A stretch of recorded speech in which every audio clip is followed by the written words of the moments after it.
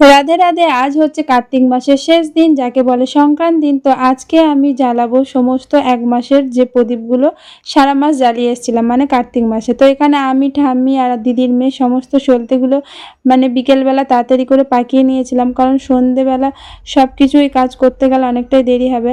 আর সেদিন যেহেতু কার্তিক মাসের শেষ দিন আর এবং কার্তিক পুজোও তো ছিল, তো বাড়িতে আমাদের কার্তিক ঠাকুর ছিল, সেটাকেও আমি ভালো করে পুজো দিয়ে নিলাম।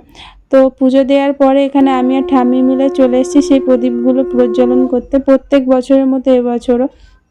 তো আজ হচ্ছে আরেকটা বিশেষ দিন, জানো তো, গোবিন্দের কৃপায় এবছরও আমাদের নতুন করে তুলসী মঞ্চটা তৈরি হলো, যেটা অনেক দিন হওয়ারই ইচ্ছা ছিল, মানে করার ইচ্ছা ছিল, হয়ে উঠছিল না। তো সেটা হয়ে গেছে, আর সেই দিনই আমরা সেটাকে উদ্বোধন করলাম পুজো দিয়ে। তারপর এখানে প্রদীপ প্রজ্বলন করে আমি এখানে আরতি করে সেটা পুকুরে নিয়ে গিয়ে ভাসান করে এলাম। আর সেদিন বললাম যেহেতু কার্তিক পুজো ছিল, তো আজকে আমার বান্ধবীর বাড়িতে নিমন্ত্রণ ছিল, তো সেখানে চলে গেছিলাম।